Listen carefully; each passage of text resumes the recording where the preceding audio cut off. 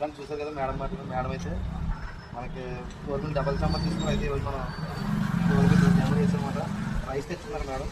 ఒకసారి ఆవిడ ఆపరేట్ చేసి ఒకసారి చూడాలంటే మేము రైస్ తెచ్చుకుంటామని చెప్పారు మేడం. ఒకసారి ఆపరేట్ చేసి ఆవిడే వాడారనమాట. ఎలా ఉందో ఎలా ఉంటుంది? మీరే ఆపరేట్ చేసారు, మీకు ఎలా ఉంటుందండి? ఈజీగా ఉందా? ఎవరైనా వాడచ్చండి? తెలియని ఆపరేటింగ్ ఏమీ లేదు, వాడచ్చు.